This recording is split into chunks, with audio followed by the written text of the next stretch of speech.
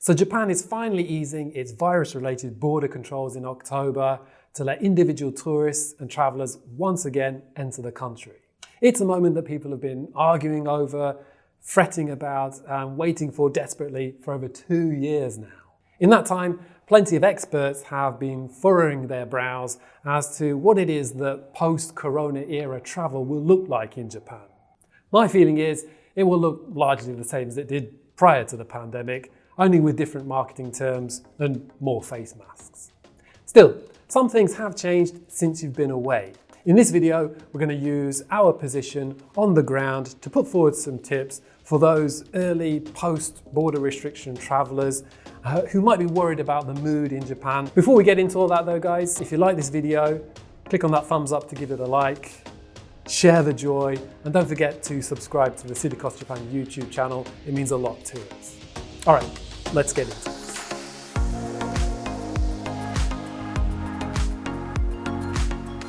So, what's the reality on the ground when it comes to wearing face masks in Japan? For the official word, head over to the website of Japan's Ministry of Health, Labour and Welfare, where you'll find this page and these supporting documents. This is the official word as of making this video. Wear a mask when meeting the elderly or spending time in a hospital.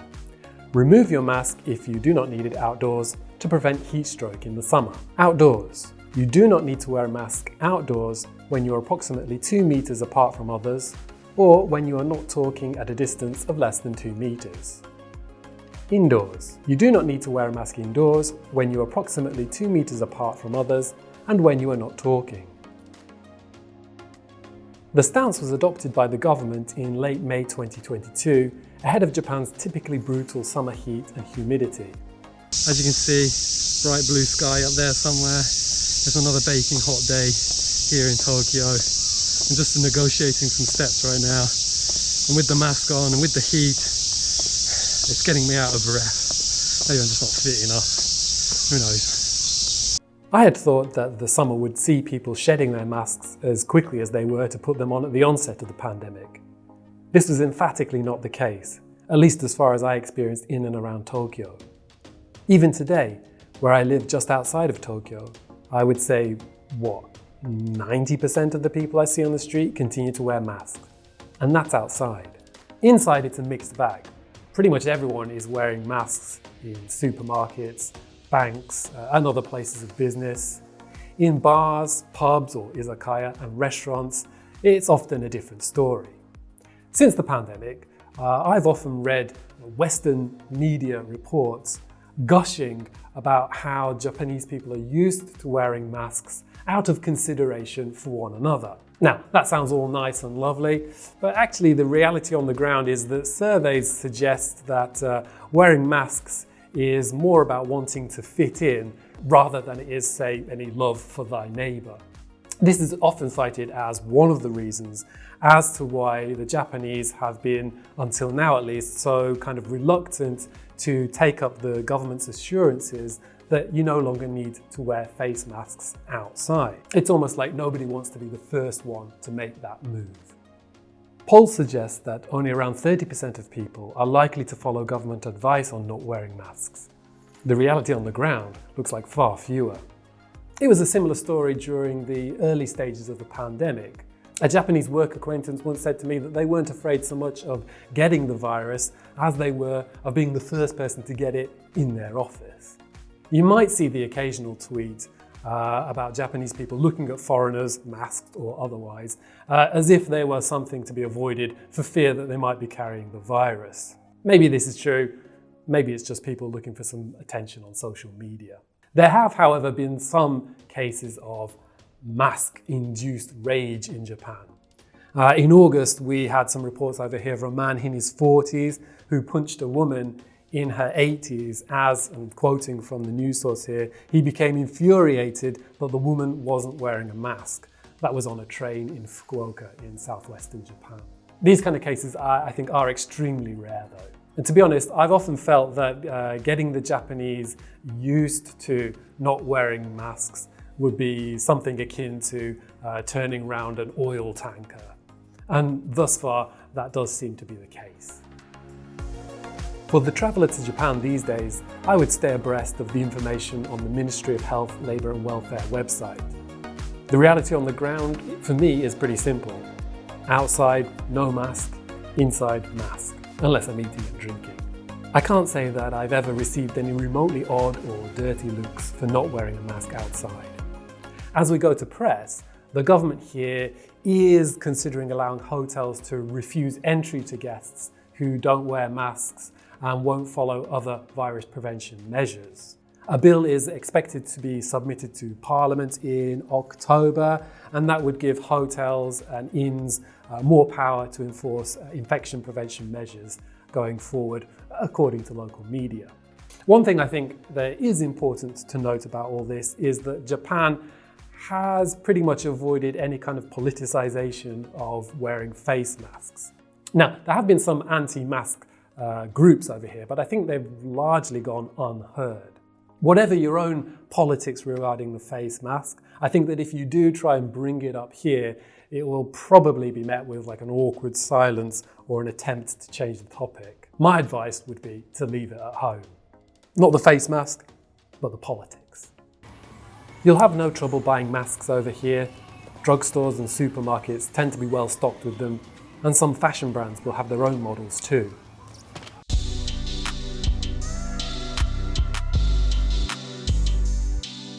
Authorities in Japan have been a proponent of urging people not to make noise as a way to avoid any potential spread of the virus.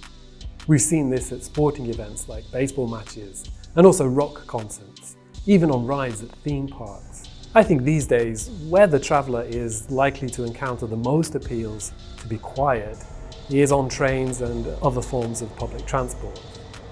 To be honest, even prior to the pandemic, the unwritten rule on public transport in Japan is to keep it reasonably quiet. During the early stages of the outbreak over here, I noticed that some loudish conversation on the trains might have drawn some cold stares. But these days, I don't think people care that much. Unfortunately though, there is still a kind of lingering and lazy stereotype held here that some foreigners tend to talk too loudly on trains and in other sort of quiet public spaces. It seems to me simple enough though. Pandemic or not, Japanese or foreigner, when you're on public transport, just don't be gobby. That can't be too hard, can it?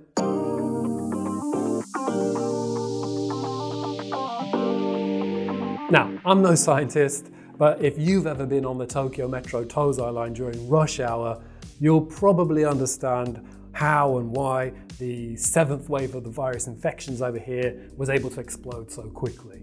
Look, while Japan's urban areas typically boast some pretty amazing train and subway networks, which you'll inevitably have to make use of and should, you also shouldn't be afraid to walk between stations from time to time.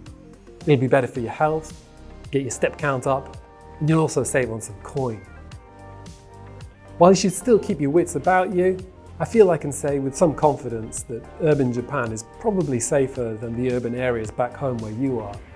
So don't be so afraid to exit the train stations and just take a wander. Particularly in Tokyo, you're unlikely to find yourself too far away from a subway station or a police box or koban, at which you can get help if you find yourself completely lost. Okay, so that's not where we wanted to go. I just walked all up those stairs for nothing.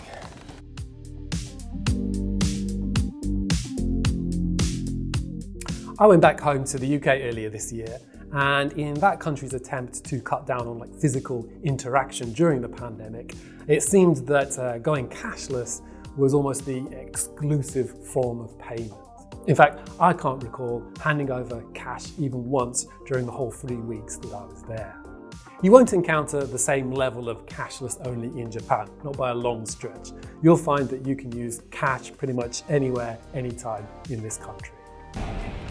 That said, the other day in Tokyo, a friend and I went for a coffee in Yurakucho. And for the first time, I found myself at a counter in Japan where staff were unable to take cash. It was card or electronic payments only. Cashless payment options are myriad these days in Japan, and you'll likely be able to use your credit card or touch debit cards widely around the country. Cashless transactions accounted for 32.5% of the total in 2021, which is up from 26.8% in 2019, according to the Ministry of Economy, Trade and Industry. If you want to maintain some control over your yen, you might consider using an IC transport card like a Suica or a Pasmo, which we use here in Tokyo. Use cash to charge these at train station ticket machines and use them not only for paying for trains and buses, but also for snacks and drinks at convenience stores and vending machines, among others.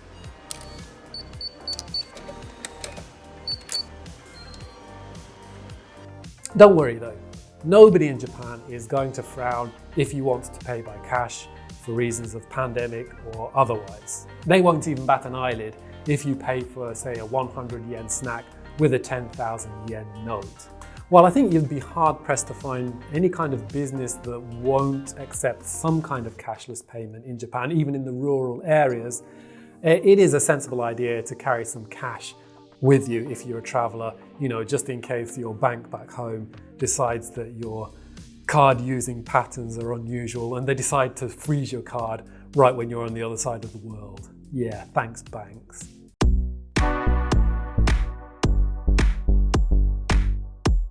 Travel and tourism industry types over here have been searching and looking for ideas as to what post-corona era travel, or just with corona era travel, is going to look like here in Japan.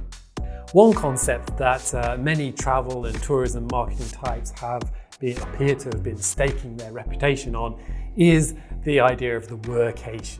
You can understand why. The workation ticks plenty of boxes.